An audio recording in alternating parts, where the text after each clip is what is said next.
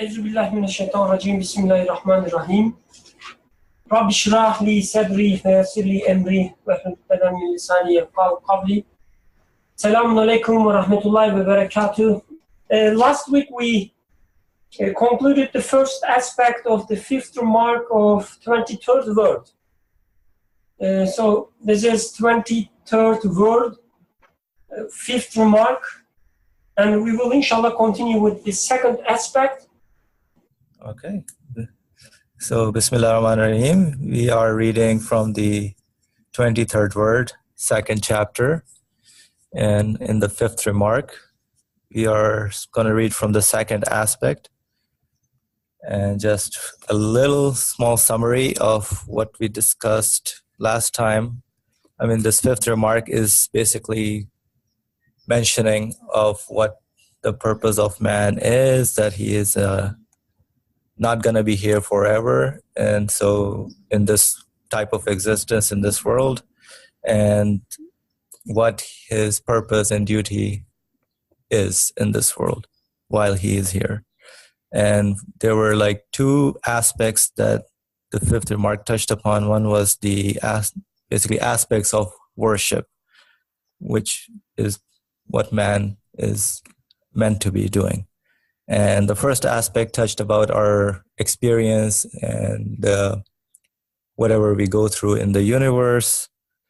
You know, we are expected to use our human qualities and senses and admire and wonder at the art and the display and the beauty and all the different manifestations, whatever we are able to decipher.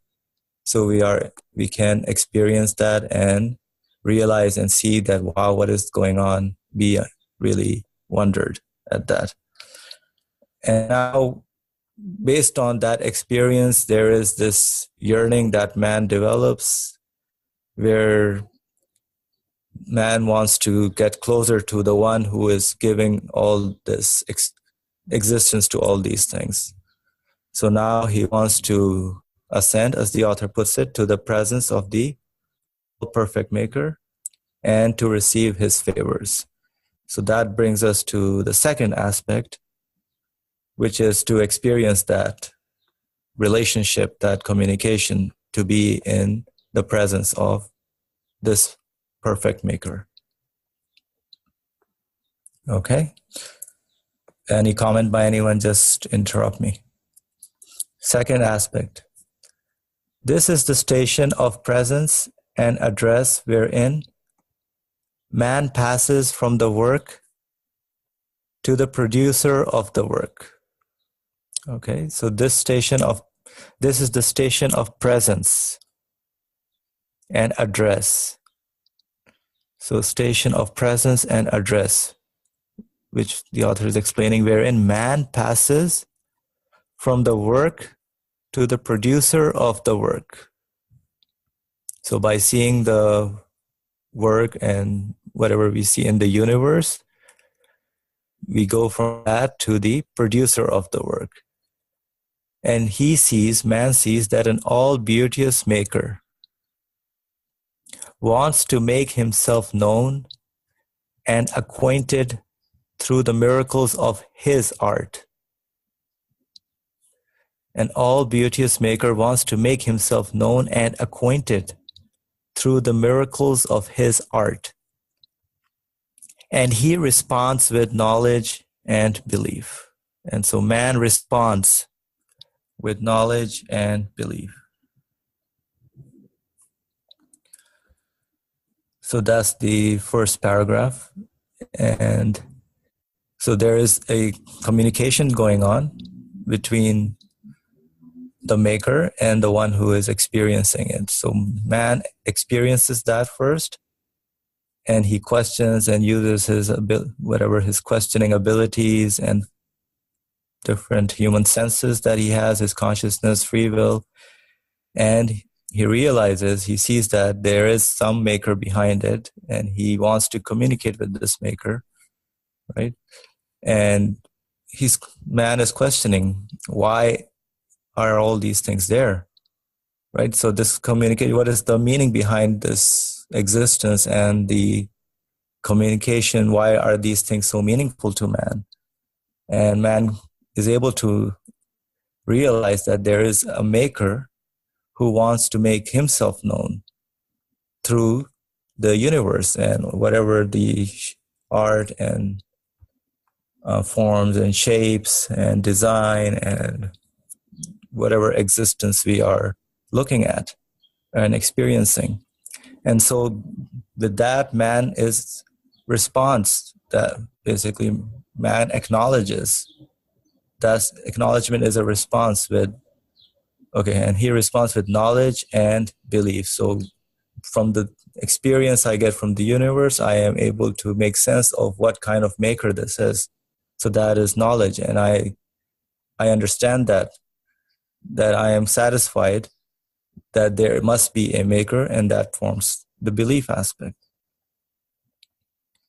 I mean, that's what I understand. If anybody wants to add more to this paragraph, do so. If not, I can continue reading and then we can come back to it. Second paragraph. Then man sees that an all-compassionate sustainer wants to make himself loved. An all-compassionate sustainer wants to make himself loved through the fine fruits of his mercy. So everything is through the creation that man is able to see the different qualities. So the beauteous maker and now the compassionate sustainer. Through the mercy experienced here, one is able to recognize where it is coming from. So confining his love and worship to him, he makes himself love him. So confining his love and worship to him, he makes himself love, capital H, him. Then he sees that an all-generous bestower is nurturing him.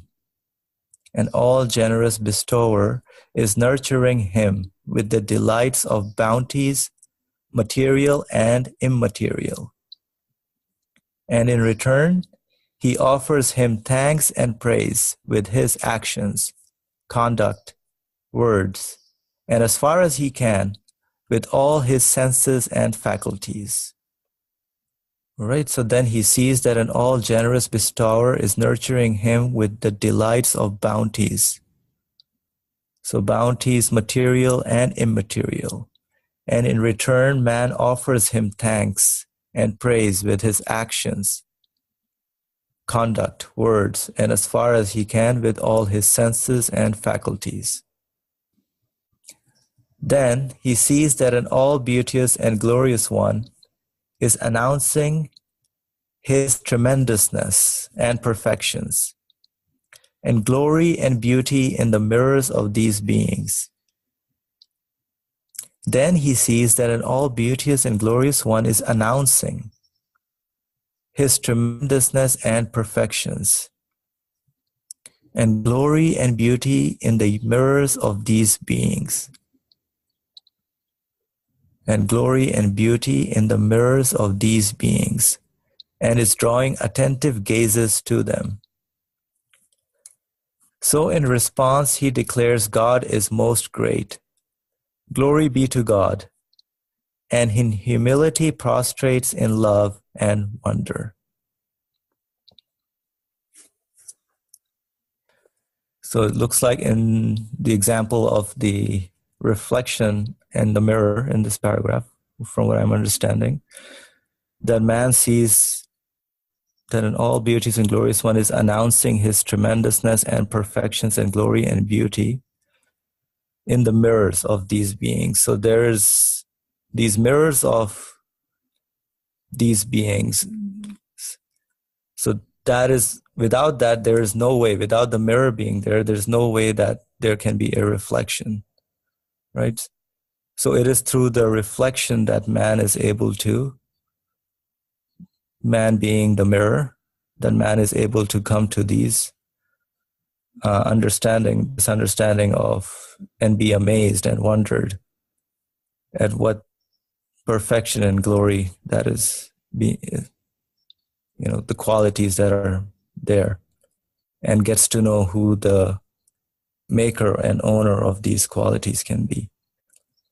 And so that's why he declares that whoever is the maker and of these qualities, God is most great, glory be to God, and in humility prostrates in love and wonder. So in humility, realizing man is realizing his position and who the source of existence of all these qualities are, and which he loves and he interacts with, so he prostrates to that being. Yeah, prostrates in love and wonder. Okay, next paragraph. Then he sees that a possessor of absolute riches is displaying his boundless wealth and treasuries amid an absolute munificence.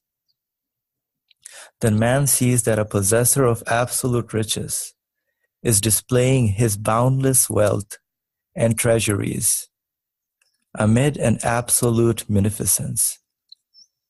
So in response, exalting and praising him, man entreats and asks for them. So man is entertained and then he asks for them, expressing his utter need. So all these bounties, whether it be the human satisfaction or the physical food that we eat or the air we breathe or the satisfaction in our existence that we're seeking, all that, man is in need of that. And who can provide that? Right? So the only a possessor of those absolute riches, which we are observing and experiencing, is able to. So that's why in response, man who is entertained in this world by all these riches and bounties is able to express based on his needs. He can further enjoy all these bounties. Next paragraph. Then he sees that the all-glorious Creator has made the face of the earth like an exhibition and displayed on it all his antique works of art. The all-glorious Creator. Man sees that the all-glorious Creator has made the face of the earth like an exhibition and displayed on it all his antique works of art. So in response, man claims in appreciation what wonders God has willed, and in admiration what blessings God has bestowed, and in wonder, glory be to God, and in astonishment, God is most great.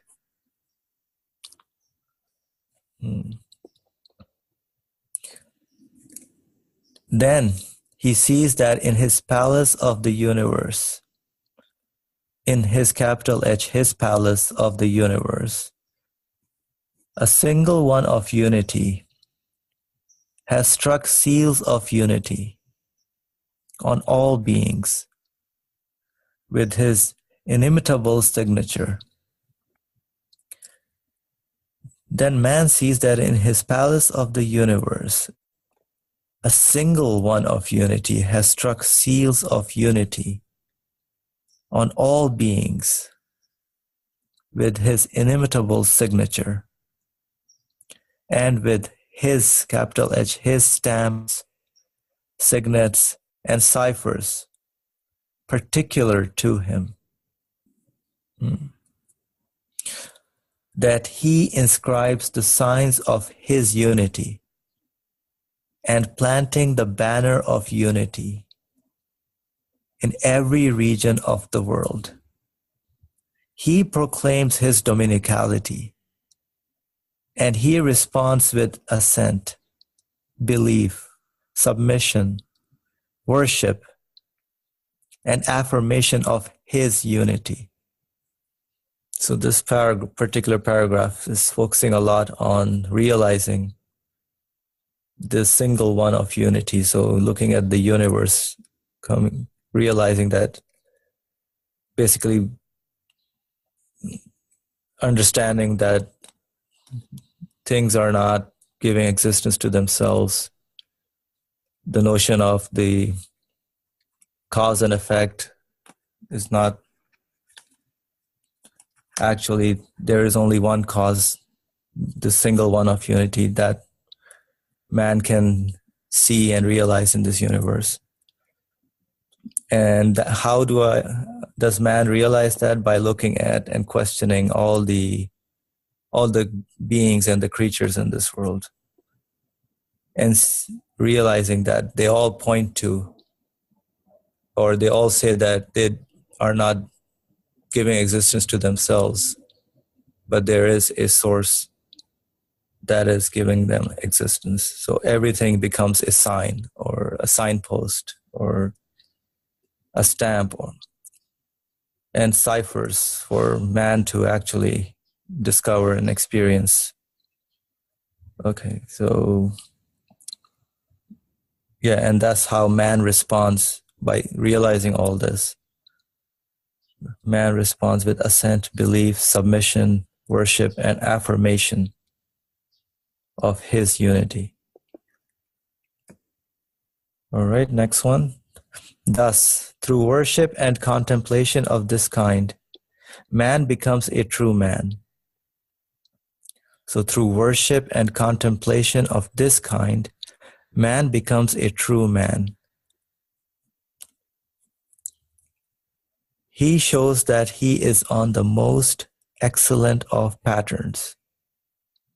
So with this contemplation and worship, so realizing by our experience and questioning and utilizing our faculties and our senses, man is able to realize all these qualities, or what kind of owner, maker, sustainer, what kind of knowledgeable one, beauteous one, bounteous one, who can the owner of all these things be? And man realizes what he is, because through all this, through all that is in existence in the universe, through his own being, man is able to realize what kind of a mirror he is. And that is what, through this worship and contemplation, where man is using all his abilities in trying to decipher and making sense of things, that he can be in the most excellent of patterns. So all the signs are basically out there. Everything is in the universe is communicating with man, reflecting on man. If only man is able to respond to that or realize that and thus respond to that, can then man become in the most excellent of patterns. But by default, man is already equipped with everything and can show that he is in the most excellent of patterns. Through the auspiciousness of belief, man becomes a reliable vicegerent of the earth, worthy of bearing the trust. Through the auspiciousness of belief, man becomes a reliable vicegerent of the earth, worthy of bearing the trust. So man becomes these, by reflecting all this in his mirror, man becomes a very honorable and reliable, vicegerent, or in a position where on earth, which is a very, very designated, distinguished, honorable position, where man is becoming a true man, and he becomes worthy of bearing the trust, capital T trust, which I guess we can discuss what that is, bearing the trust. But from what I understand about all the conveying and reflecting all the manifestations of the qualities man is able to perceive, which is bearing witness to that there must be an absolute truth. Okay. Next paragraph. O heedless man, created on the most excellent of patterns, who, through the misuse of his will, is descending to the lowest of the low, who, through the misuse of his will, is descending to the lowest of the low. So it looks like the misuse of the human free will. If man does not direct the free will, through the free will, whatever his faculties are, including his consciousness, then man goes to the lowest of the low. So the author says, listen to me. In the heedlessness induced by the intoxication of youth, in the heedlessness induced by the intoxication of youth, I, like you, thought the world was fine and lovely. I, like you, thought the world was fine and lovely. Then the moment I awoke in the morning of old age, I saw how ugly was the world's face. I saw how ugly was the world's face that was not turned towards the hereafter, which I had previously imagined to be beautiful. Then the moment I awoke in the morning of old age, I saw how ugly the world's face that was not turned towards the hereafter, which I had previously imagined to be beautiful.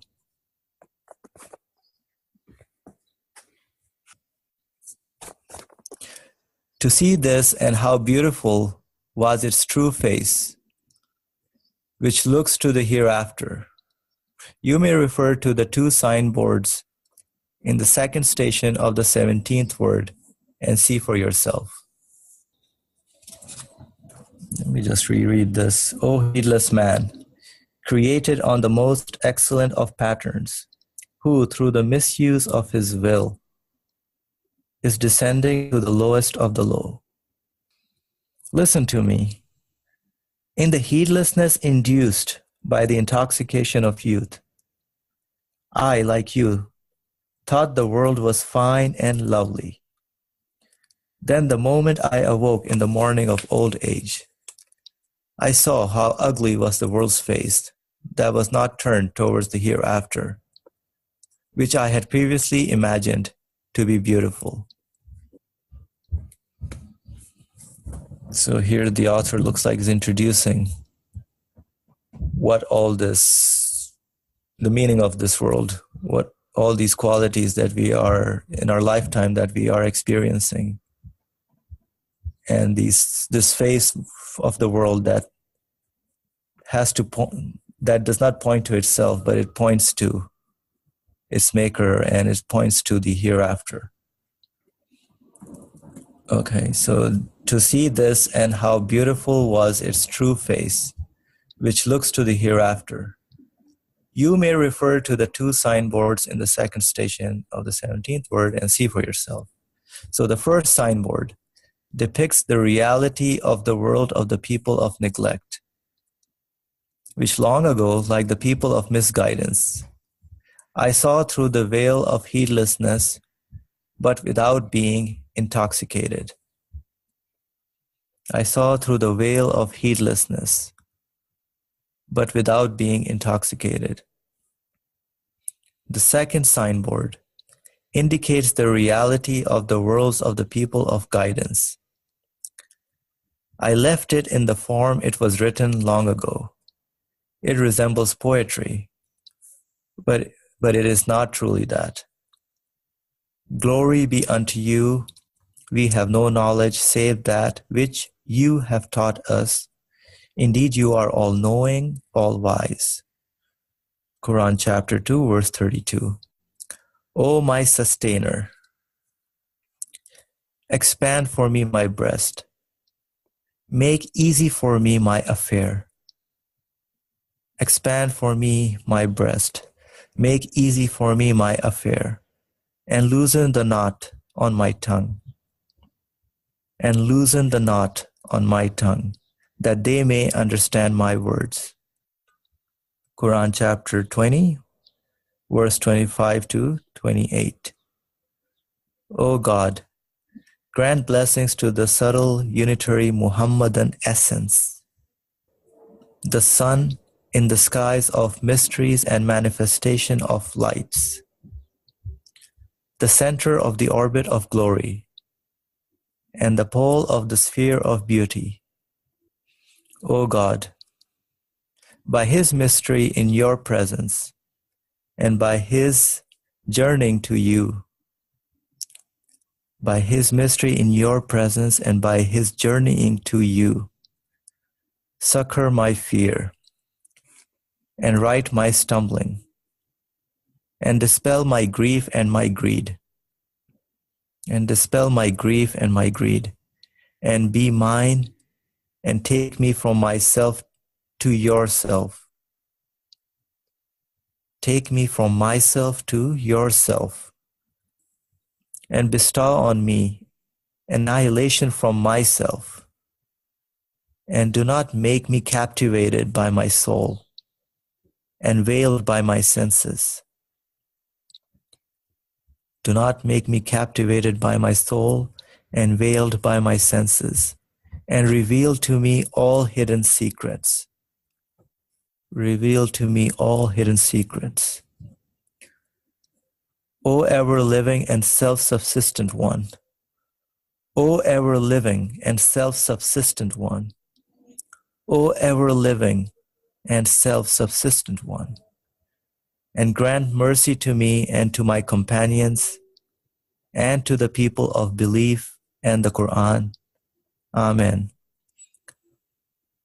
O most merciful of the merciful and most generous of the generous.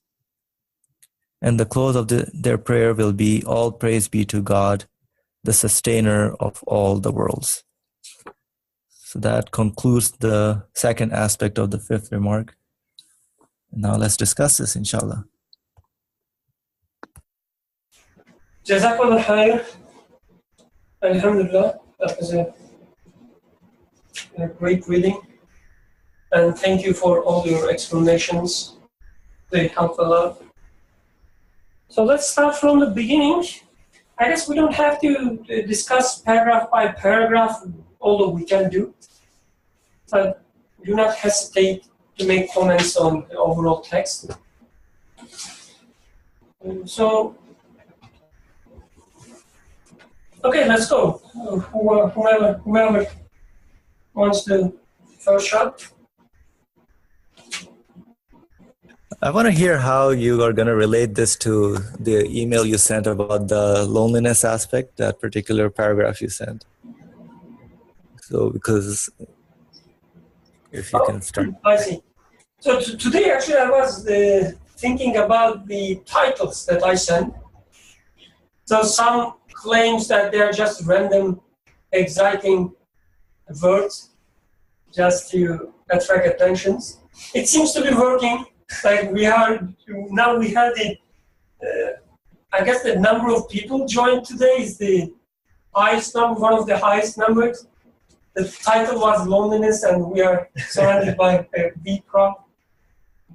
Next week, try, we have free ice cream. Oh, no, it won't work. No, but no, it was not arbitrary, at least not to me.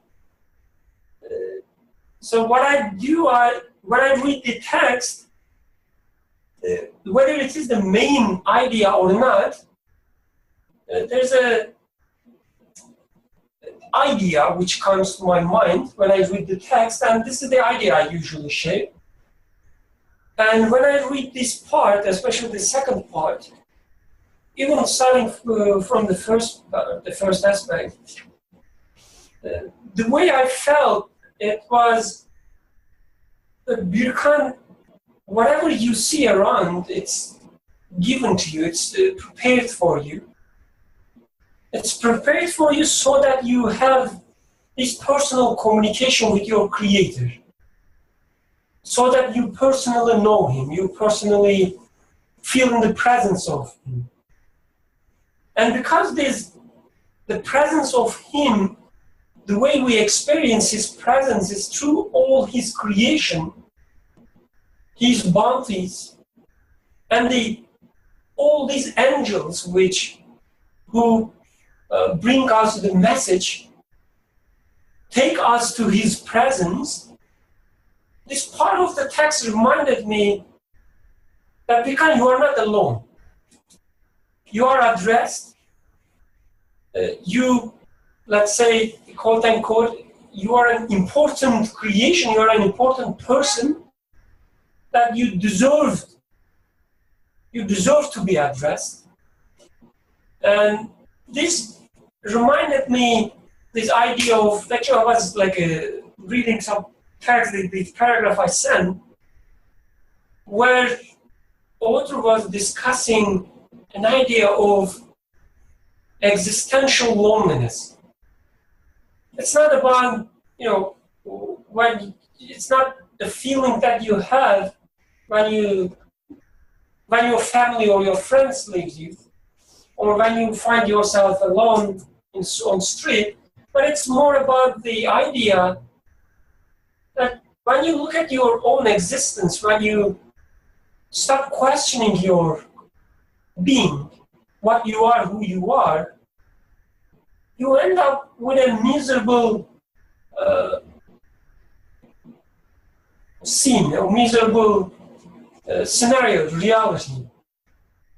You are alone in the sense that nothing makes sense to you.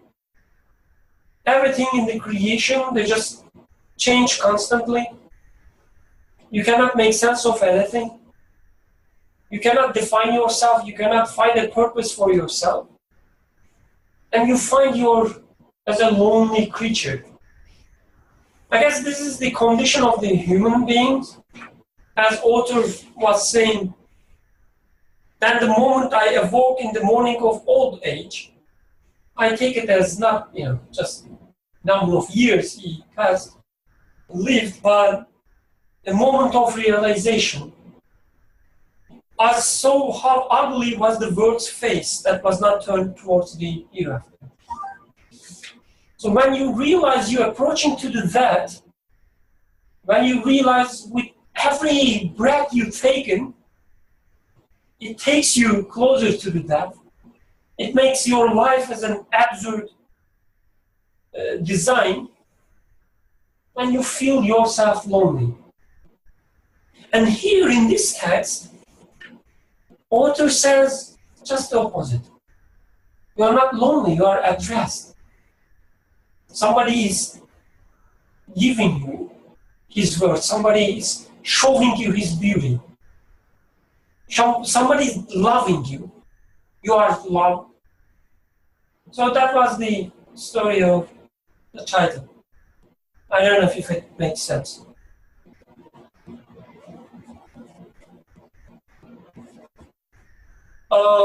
There is a comment from Qasim. He says, I would like to understand this particular sentence more.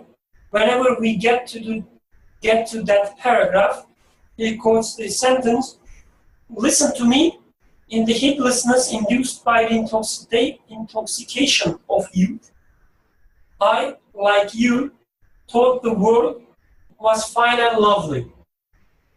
It continues, also my aunt would like to share something as well. I guess we will be more than happy. Yeah, I'll give the mic over to my aunt and then we can get into the sentence. Salam everyone.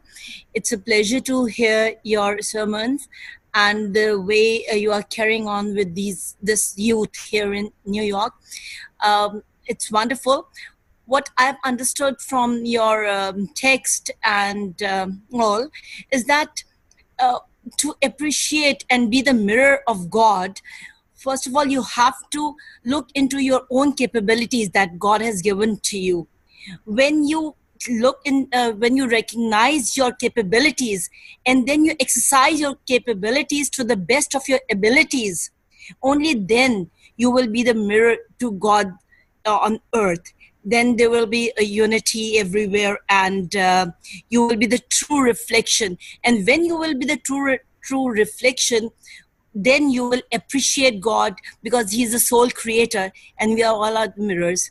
Then in the succeeding paragraph, you talked about the reference from the Quran that Moses said that widen the chest and all that. It's very true that Moses did not ask about anything because he was going in to encounter Pharaoh over there.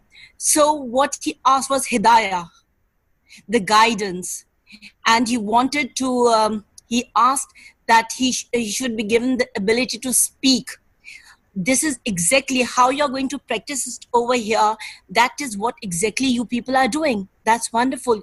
You're opening up the knots of your tongue. It means that you are into this discussion, and you are continuously wanting to improve upon, so that you should be the true reflection of God on earth. Right? That's wonderful. And now over to Qasim, that you wanted to, elaborate certain lines. Yeah. I'm very happy that my son has joined your group. Yeah, thanks. I wanted to further understand particularly what it meant, or I guess what the author is trying to convey when he says the intoxication of youth. That particular phrase confused me a little bit.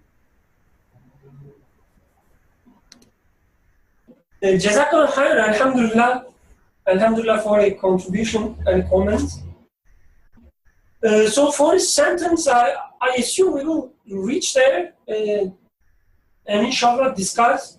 Let's keep it in mind. Unless you want to discuss it right now, I don't have any objection to that. No, I'll be patient unless I guess if anyone has anything before that particular sentence, then obviously I think we should first discuss that. If no one does, then I'm more than happy to just know what people understand from that particular sentence. Okay, then let's start from the beginning. Asim, I hope you were satisfied with my answer. Yeah, alhamdulillah. Let's continue. Okay. Anyone wants to say something here? So at the very beginning, before first aspect, he was saying that on coming into into the universe, man has two aspects of worship, and being a abd of gods. One is worship. I would say instead of and put a comma. One is worship, that is contemplation in the absence of the object of worship. The other is worship, comma, that is supplication in his presence and addressing him directly. I think this would be the original text is putting a comma over there, and I'm reading it as a description of worship, two separate types of worship. The first one is contemplation. The second type of worship is supplication in his presence and addressing him directly.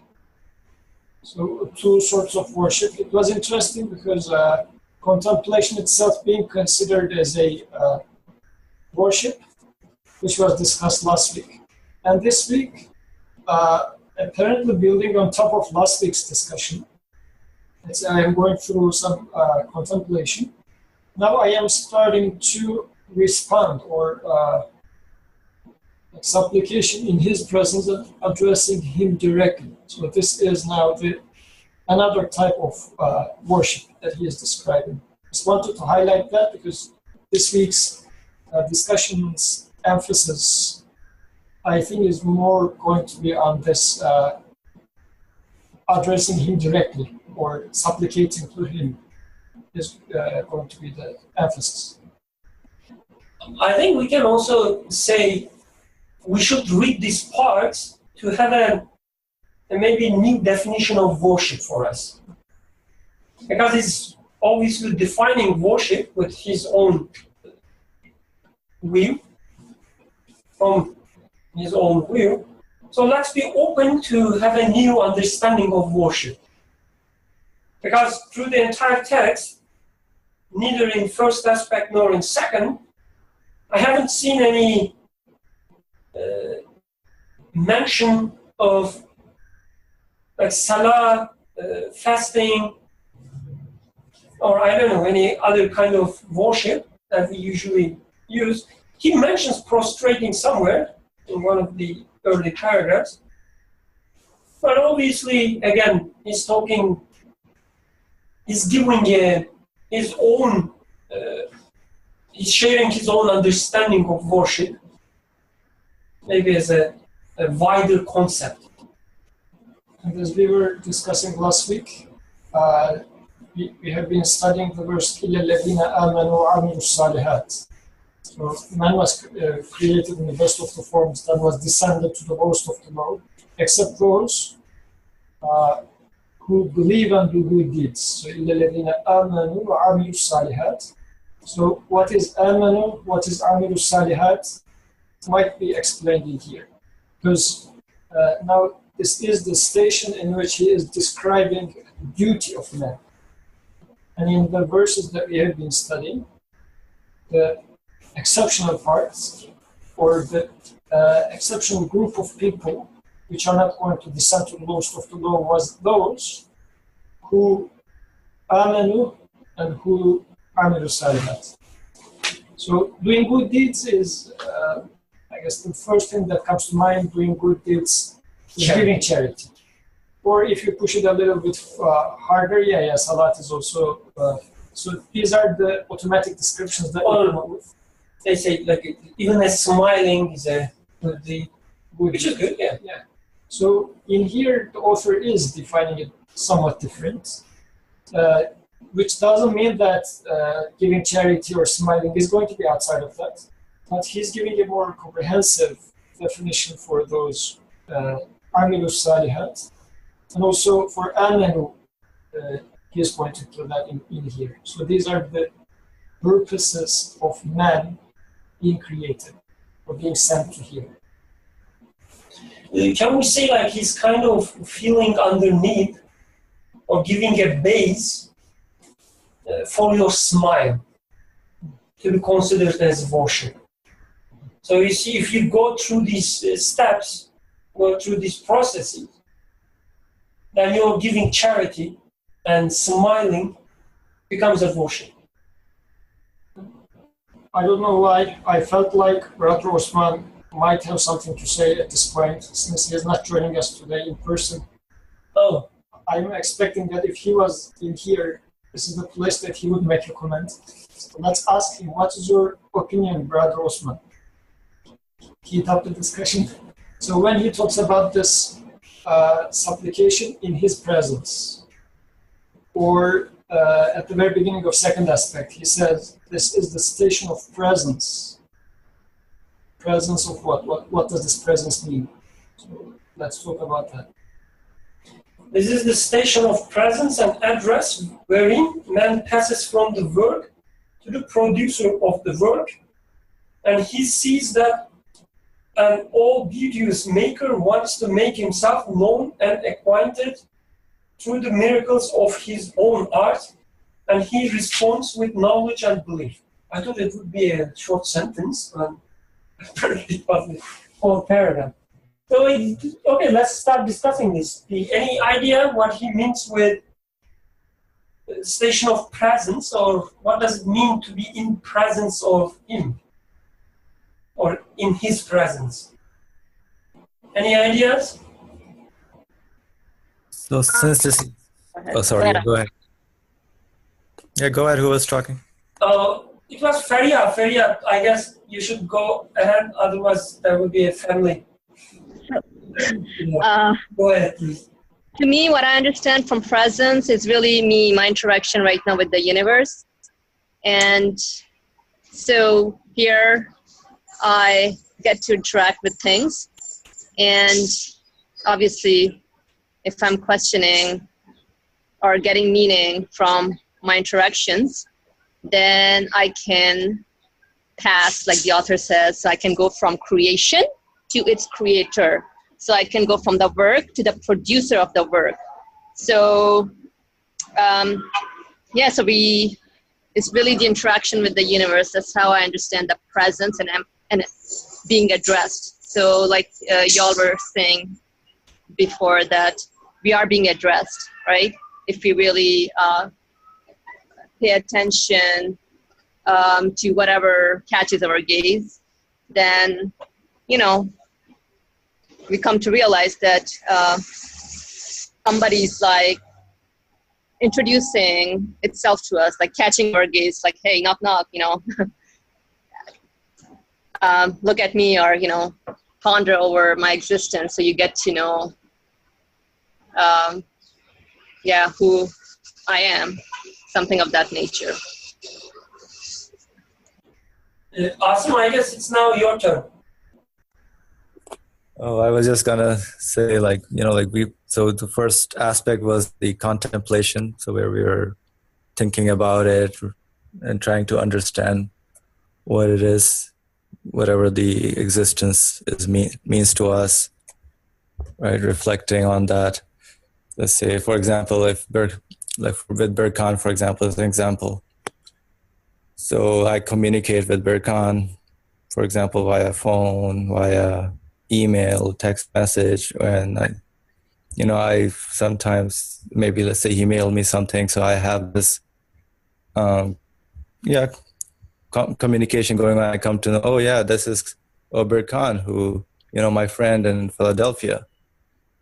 But then let's say I fly over to Philadelphia and I meet Berkan in person, so that's like the presence I feel, right? So this is the presence aspect of who our owner is. Once after contemplation, man comes to realize, you know, that he's not alone, as Berkan was initially talking about the loneliness part, you know, that there is some communication happening to man. And, you know, that there is this being that, yeah, he's ghaib, unseen, but then all these manifestations and all these, you know, my senses, my faculties that I am using to come to that realization, I realize all this, you know, the qualities, the knowledge of at least some sense of who this maker is, but then I want to get to his presence, right? There's this desire, yearning that I want to communicate and establish a relation with this being. It's as if like there is this individual being, and I want to have this communication going on. I want to know, I want to love this being who is, because through the universe I am experiencing all the manifestations of his manifestations, basically. And I fall in love with those qualities, those manifestations, and I want to continue and attach myself to this being. So that's the presence, at least I feel, is being emphasized here. Brother Osman, he shared a comment. He's saying, what is following the sentence explains what presence means. He says, this is the station of presence in parentheses and equals, which means address wherein man passes from the work to the producer of the work.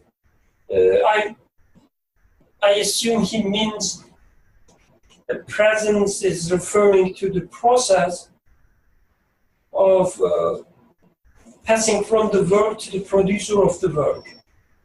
As you reach the producer of the work, you are in the presence of the producer of the work. I assume that's what he meant. Please correct me if I was wrong. I think when you reach the level of realization that he wants to make himself known, not the, like, from work to the producer of the work, it's not really difficult to me, I guess. But the thing is, that maker, that the producer of the work wants to make himself known. That's, to me, level of or the station of presence. But what does it mean? I'm not sure. Like, how come you get that conclusion or point that, yes, this maker, this artist, the producer of the work, wants to make himself known to me. I see a beautiful sunset out there with beautiful rainbow, and then I said, okay, the the creator or the producer, the maker of that rainbow wants to make himself known to me. When I realize this, really he's like doing all these things to introduce himself to me, then I feel like presence, huzur. Is it precisely? Yes. So it's not, it starts with the finding the producer of work, yes, but it is not it to me. Otherwise, there are lots of things, okay, I know this building, there must be an architecture behind it or civil engineer behind it, there's a part, there has to be an engineer behind it, but there is no connection. Yes, there is universe, there must be a maker out of it, but again, there is not really that connection. But once I realize that, okay, this architect or this artist trying to introduce himself to me, not to us, like the other day's discussion, just specifically, explicitly to me, then I feel like I'm in their presence. But again, what does it mean? How do you get that point? It's a question mark. Initially, if I may, actually I was puzzled with the same thought, right? I'm going to try to get back to the paragraph and see if how I was able to make sense of it. Right where it says, he sees that in the first paragraph that we read today, where the author says, and he sees that an all beauteous maker wants to make himself known and acquainted through the miracles of his art. Essentially, I think your question is revolving around the same point. Like, how does one person confirm that this is the intent of the maker, and therefore the maker must do it through, the miracles of his art? I think, like most of Nursi's writings, I was able to make more sense of it when I kind of like read it backwards, in the sense that if you actually look at creation, right, instead of asking the question, what is the maker of the building trying to tell me through this building, if you just look at the building and say, okay, what is the purpose or the wisdom in the building itself? Like, forget the maker. And as you start questioning the existence of the building, one of the inevitable questions to ask is whether or not it has a maker, or did it make itself. Amongst those, some of us conclude that there must be a maker. And as you're questioning, as you're, I guess, identifying or concluding that there is a maker, yet there is an existence of a building, then you start questioning the purpose of the building and perhaps the intent of the maker behind creating that building. And I think for me at least, falls very close to the speculative space when I started questioning the intent of the maker, independent from or of the existence of the building. So as long as one person is questioning the purpose that the building is serving me, that's as far as I can go ahead and conclude the intent of the maker of the building behind the existence of the building, if that makes sense. Jazakallah khair. I guess Yusuf wants to say something, but before that, Osman has a comment. He says Yusuf's and Farah's examples from the last week were not that bad. I tempered the emotion there, not to boost your ego. Were not that bad. Book versus writer, food versus cook. In your understanding, you move on from the art to the artist himself and see the reflection of art in real time, he says. And then he continues, I think that is why Nursi introduces different attributes of God in the following paragraphs. And so Osman points to the next paragraphs. Inshallah, we will discuss them. But Yusuf, you want to say something? And the example of building is very cold and very remote. So instead of that, let's think about a poem.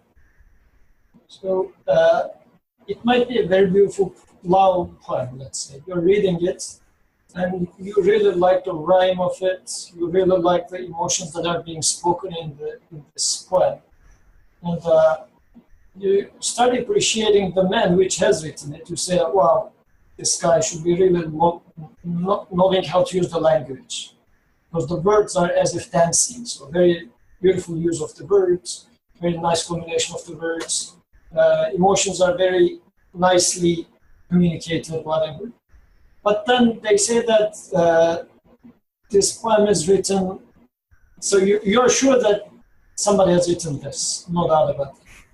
But then they say that this poem is written to you by your future spouse. Now everything is totally changing, because now it becomes, you know that it's specifically written for you, speaking to you directly, and all those, now it becomes a totally different thing than before. Now you're starting to feel like you're directly being addressed, and all the feelings that were there, which was removed for you, still they help you to arrive to the conclusion that there must be someone who has written this, and this one is a wise one, loving one, caring one, master of language, whatever.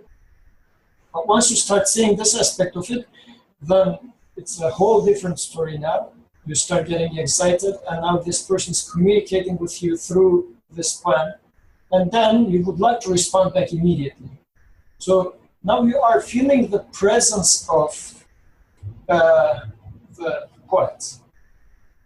Because initially the poet was distant to you. The poem was written and put. And maybe this guy died, it was a poem from 6th century, and somehow you're reading it 15 centuries later. But now it changes totally. And now you start seeing that, so this person who has written this poem is seeing me, knowing me. So now you become at the same time, the time barrier is removed. The space barrier is removed because he knows you, he has access to you, so that he has written it to you. So he becomes very close to you. The distance is removed. And in practical life of a belief, how this happens is, I arrive to the conclusion by looking at the existence. Let's say I look at a flower, I say that this cannot happen by itself, it cannot happen because of the soil, it cannot happen because of sun or water or air, whatever. So I say that la ilaha, this cannot be God, this cannot be God, and there must be an absolute God, I said, eventually. So I concluded about an all-wise, all-knowledgeable, all-powerful maker must exist, otherwise this flower wouldn't exist. So this is the first aspect that he was talking about. This is contemplation. But still, this maker is very distant to me. There must be someone who makes the flower. Good. And it solves some of my problems, for sure. But then, once I realized that this flower is created for me, and the maker is telling me through this flower that I love you, and I didn't forget you. Just on the contrary, I know you so much so that you love this flower. This is why I created this flower for you. Here it is, take it. Now, this flower becomes like a love poem, which is specifically written for me. It speaks to me directly. And as I receive it, now I would like to respond back. So, feeling the presence of the Creator with his creation, not with his, not to take it wrong, here and now is what I understand from this presence. So now I start feeling his presence. He's not distant to me anymore. As a, it's not an abstract notion to me. Because in the first stage, I arrived to the abstract notion of his absoluteness.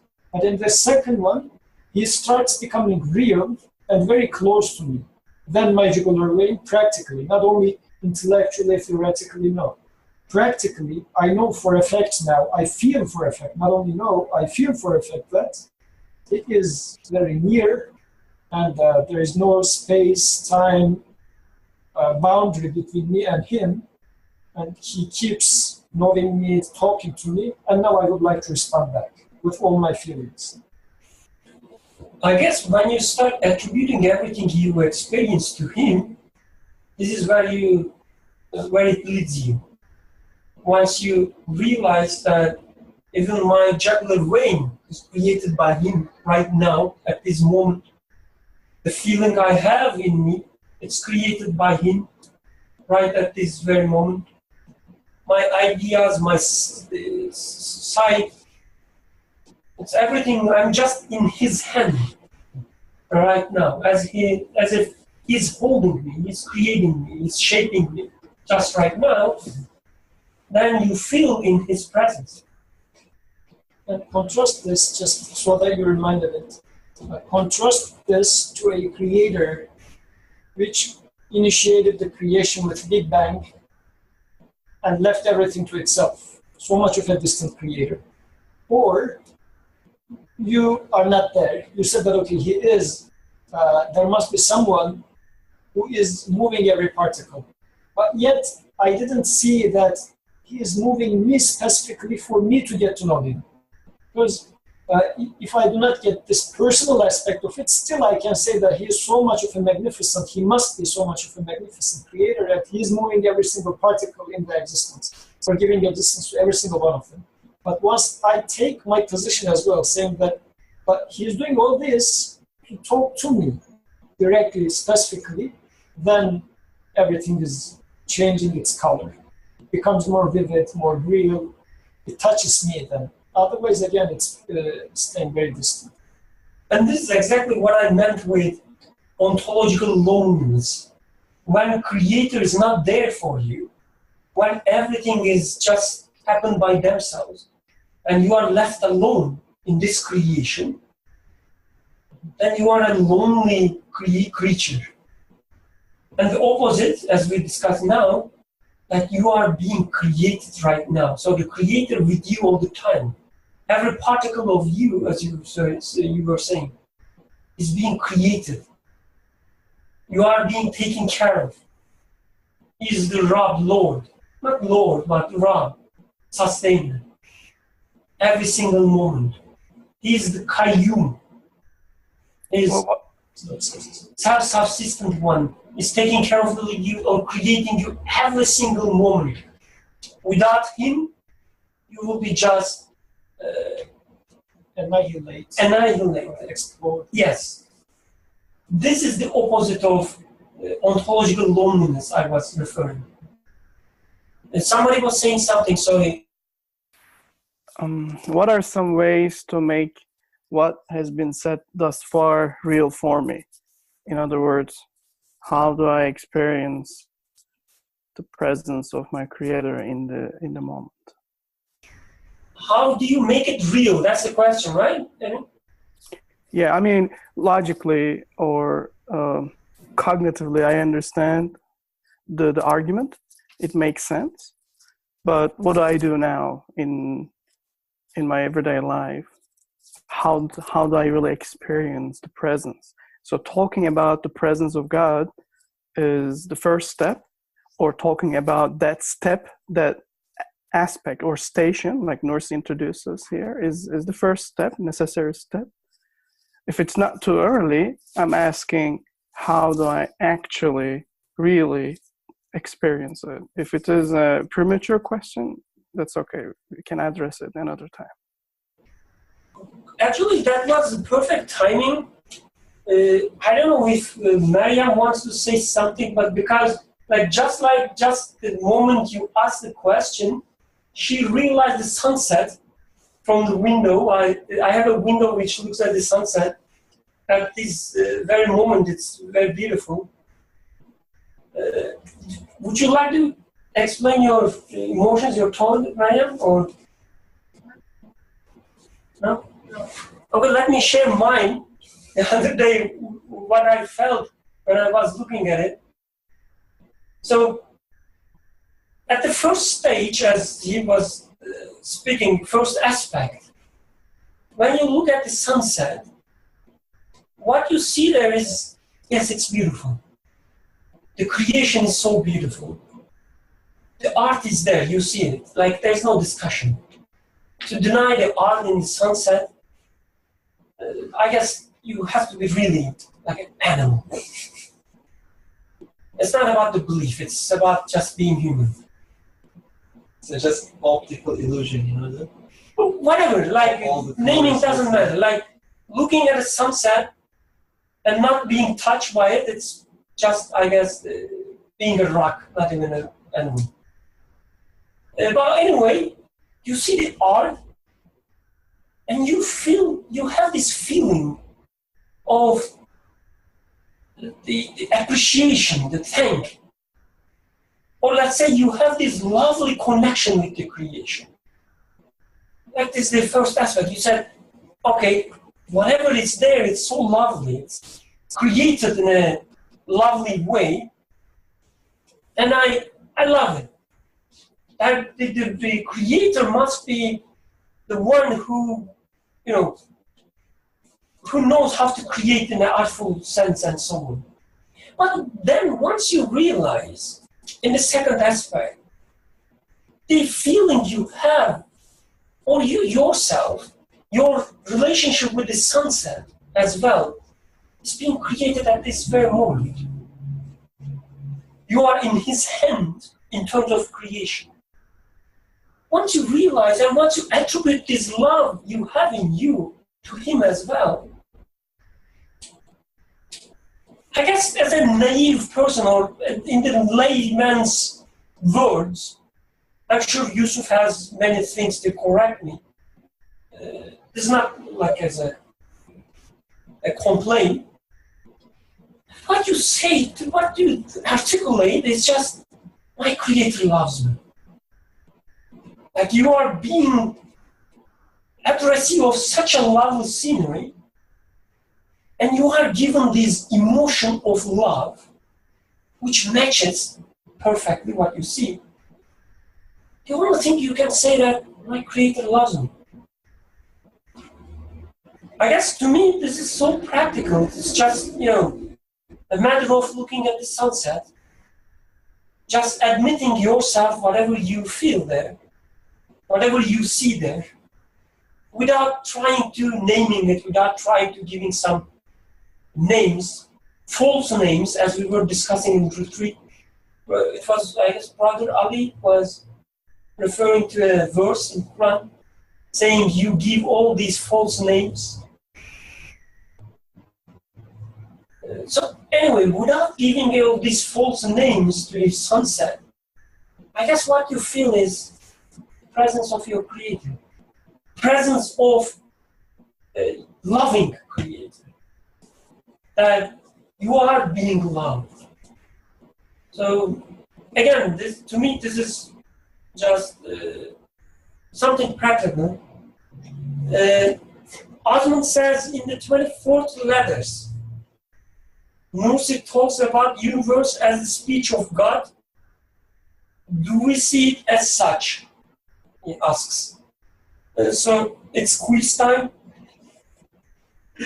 But joke aside, I guess yes, it's very related to seeing the creation as a speech, because when you take it as speech, you know that you are being spoken, like somebody speaks to you, and you respond to that. You respond to that. This is what I think about your question, Evan. If anyone else has something to say to it. Oh, it's very nice. So that sunset you're referring to, that's like a speech of, there's a communication going on from that sunset. If really we are experiencing, there is anything that we go through, but like your sunset example, as a human, we should be moved by it. We should be really wondered and amazed and really see that there is this marvelous speech going on, and somebody's trying to talk to me, or like, hey, ask him, what are you really worried about? Look at this, look at the art, look at the, the beauty, look at the amazing things that is being right in front of you, that you're experiencing that whole, what can I do as a human being? Like somebody's addressing me, I have to respond back. But the thing is that it requires me, for my, using my abilities, my free will and my consciousness, I have to, realize there's a speech and communication that is happening. And only then I can respond back, because if I don't even, as you were stating, the state of Iraq, don't realize anything, then there is no way I can respond back. Anyone here want to add something? Should we continue, or I'm looking at the online participants if anyone has anything to say? Oh, by the way, Farah, it's been a long time not hearing you. So if you want to say something, you have the most privilege. Just know that. You don't have to say something, but if you want to, just know. Thank you. Okay, let's continue, inshallah. Just interrupt me if you want to say something or if you want to make a comment. Then he sees that an all-compassionate sustainer wants to make himself love through the fine fruits of his mercy. All-compassionate sustainer wants to make himself love through the fine fruits of his mercy. So through confining his love and worship to him,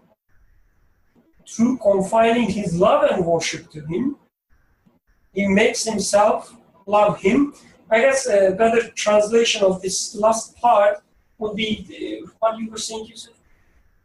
Instead of he makes himself love him, He makes himself loved by him. he makes himself loved by him. Man makes himself look God with a small H and capital H. Distinction there. Would you like to speak louder? Probably they cannot hear you. So through confining his love and worship, through man's confining man's love and worship to God, man makes himself love God. There's a distinction between man and God, the capital H and the small h in this sentence that gets confusing because they're all H and H, him and him.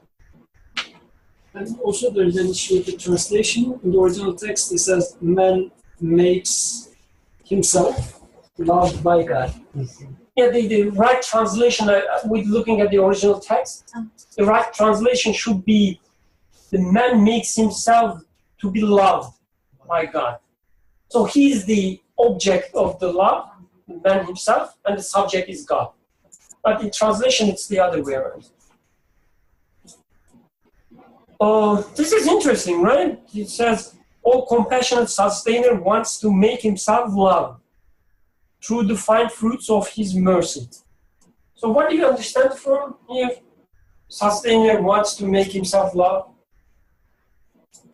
Is it just speculation, or makes himself love?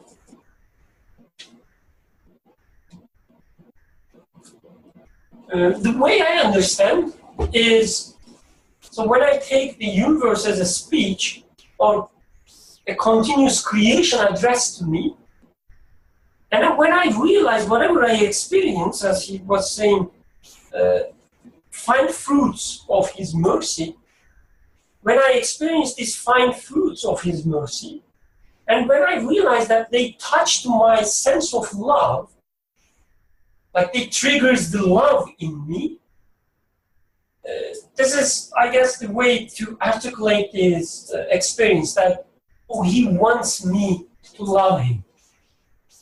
But what I mean is, I experience these fine fruits, and I acknowledge that they are coming from him, and they triggers the love in me. So their purpose was to reach to love in me. And I guess a simple way of saying this is a sustainer wants to make himself loved. This reminds me, so people, I guess it was NASA or one of the space agencies, or maybe some United Nations, maybe, I don't know. They send signal to space containing some information about the humankind. Like the DNA code, some number of chromosomes, I don't know, some chemical reactions.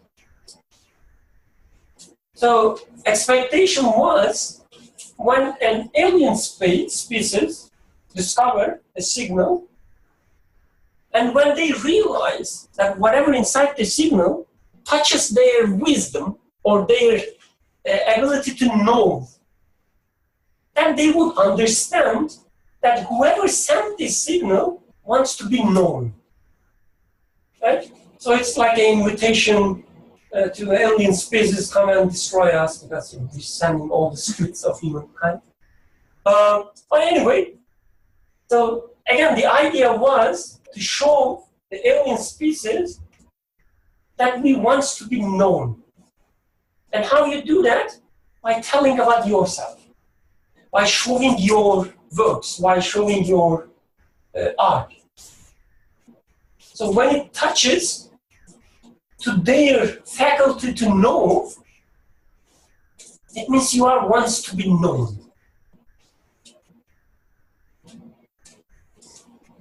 But this is what I understand from here. There's one comment from Qasim. There is an element of receiving baked into the connection of love between the giver and the receiver. There is an element of receiving baked. I don't understand. I can elaborate. I was just reading the sentence where it says, so confining his love and worship to him, right? Like if you emphasize a little bit more on that, it's almost that in order to receive, or I guess in order, it's as if the love already exists, right? It's the way I look at it is, let's say if my mom cooks me delicious food, I'm unable to experience that compassion until I actually taste the food. So when I said there's an element of receiving baked into, meaning that it's part of the equation, that in order to be loved by the Creator, it's not something that's going to happen after as if it hasn't happened already. Like, the love is already there, but I must receive it first. And in order to receive that, perhaps my previous understanding of what worship means here is that acknowledgement is necessary, right? That appreciation is necessary. So by attributing my appreciation or acknowledgement of the Creator or to the Creator, I'm actually able to receive the love of the Creator. Hence, I'm able to make myself loved by Him. Jazakallah khair. Any other comments or questions, objections? Nothing? Then he sees that an all generous bestower is nurturing him with the delights of bounties, material and immaterial. And in return, he offers him thanks. And in return, he offers him thanks and praise with his actions, conduct, words, and as far as he can, with all his senses and faculties. So it's kind of giving a very concise description of worshiping, or how to be an abd. He sees that all generous bestower is nurturing him, and then he gives his thanks and praises. So I guess this is a nice formula. As you see bounty, you give your thanks, you offer your thanks, appreciation. So if there's no bounty, there's no appreciation. What's the point of praise? What is the point of the praise?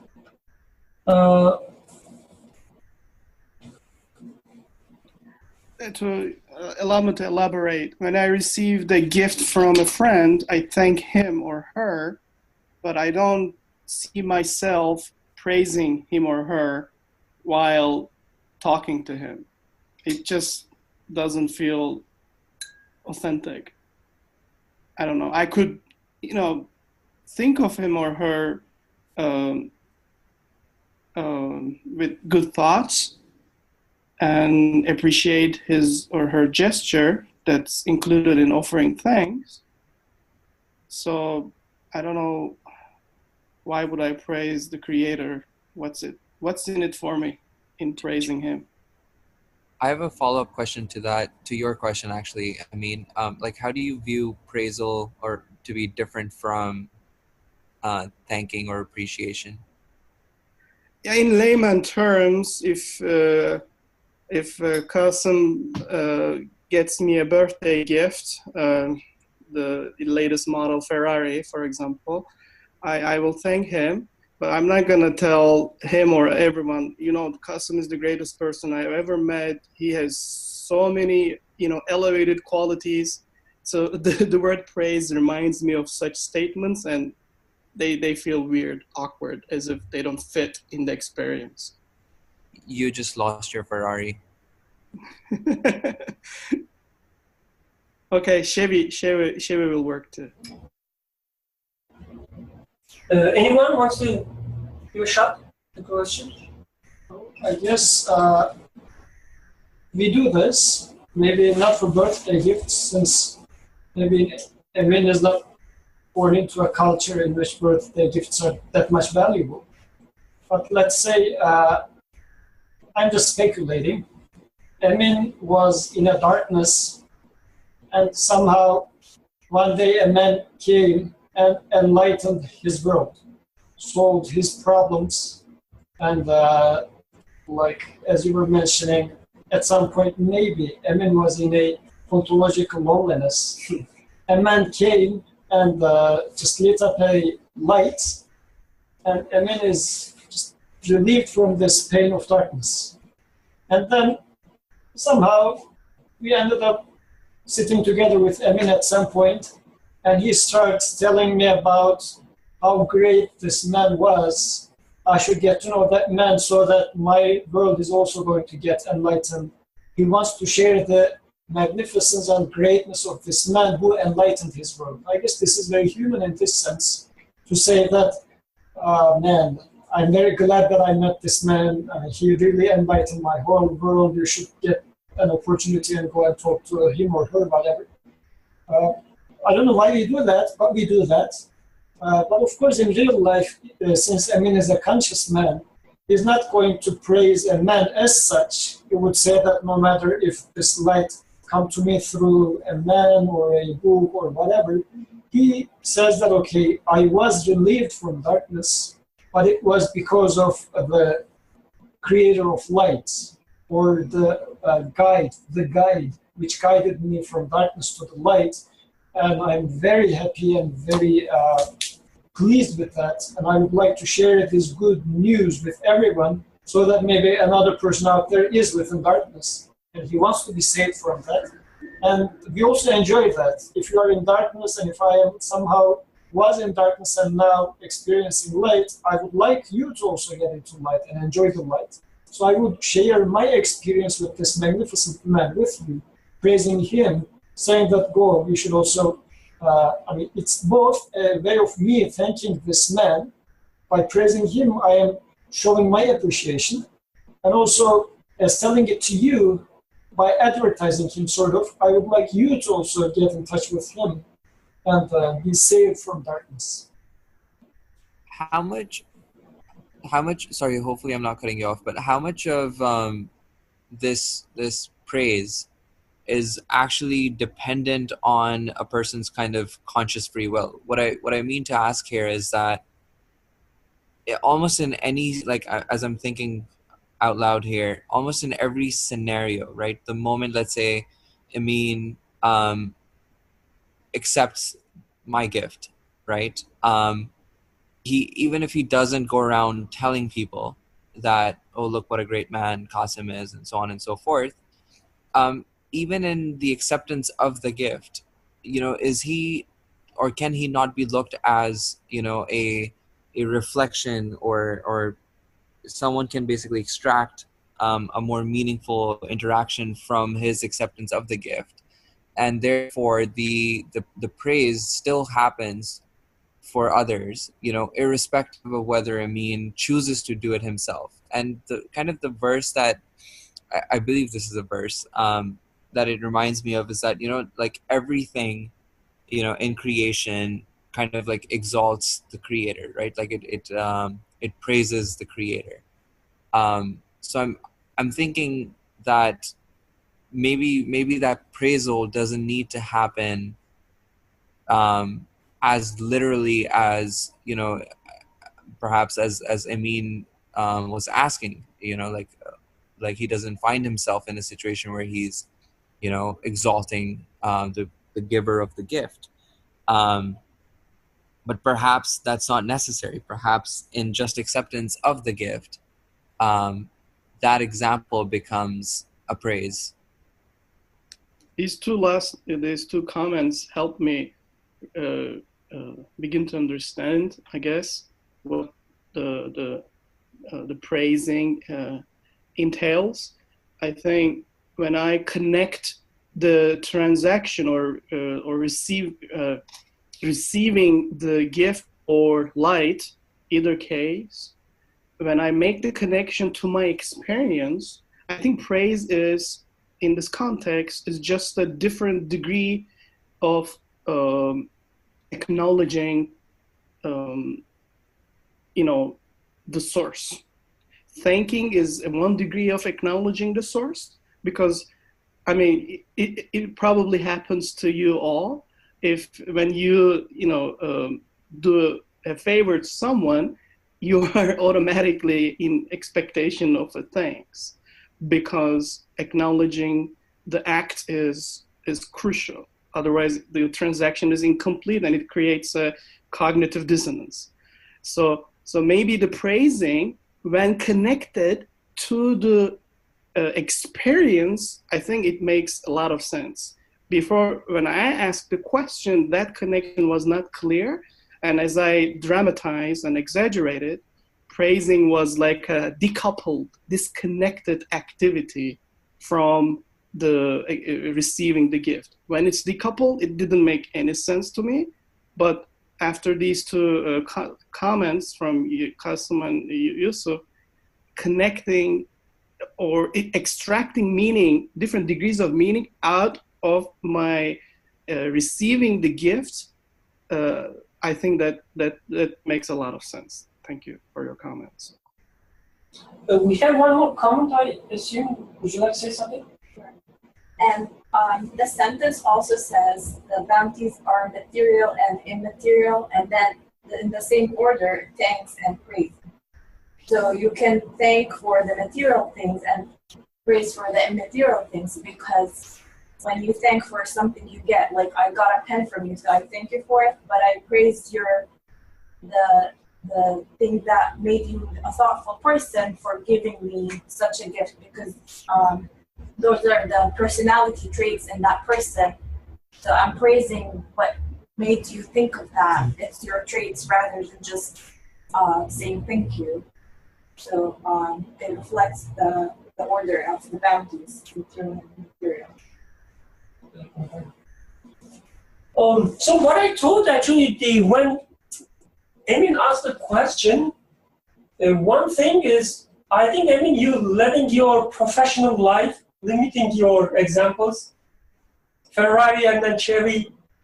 So the text says something very interesting. All generous bestower is nurturing him with the delights of bounties. Nurturing with the delights of bounties. So it's not just something, a gift given. Nurturing. So maybe a good example would be food. So I have some friends, this is real, when they're being served with really good food that they enjoy, they start dancing. Like they eat it, make all these sounds and make small moves. They really enjoy it.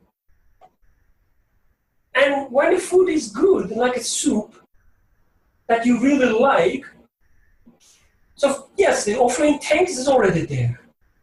But the praisal, I guess, again, it's something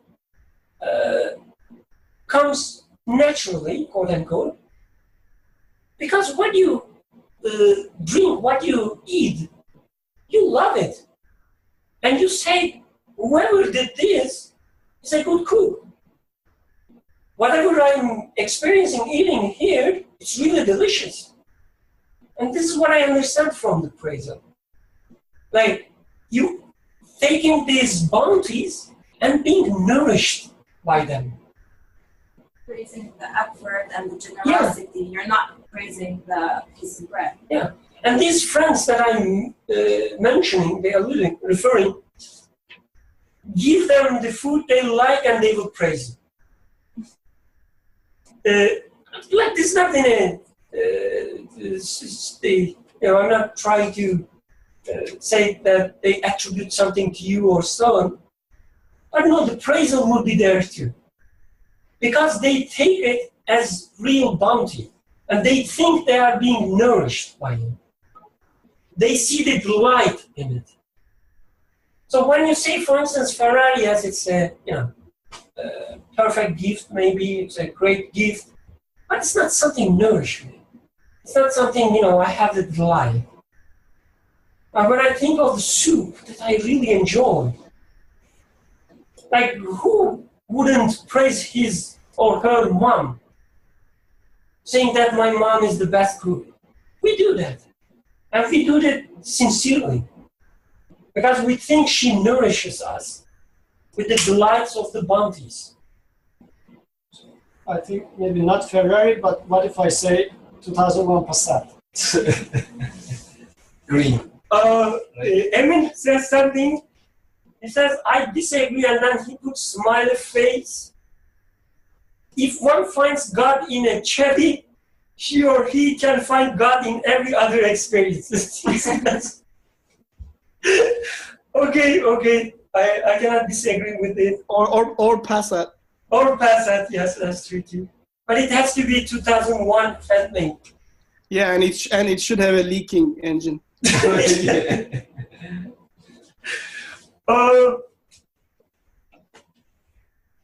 Any other comments? So we have, I guess, 7 minutes to go. Maybe we should discuss what Qasim was asking before finishing the week. Maybe because I'm not sure if we continue next week in the same paragraph or same word, or maybe we can change the topic. So just in case, let's discuss what Qasim was asking. Qasim, would you like to remind us your question and maybe take the initial steps? Not sure if I'll be able to take the initial steps in terms of elaborating what I understand, since that was my question. But if we look at the last paragraph on page 339, for those who are reading online, it says, I guess I'll quickly read the paragraph start. O heedless man, created on the most excellent of patterns, who, through the misuse of his will, man's will, is descending to the lowest of the low. Listen to me. In the heedlessness induced by the intoxication of youth.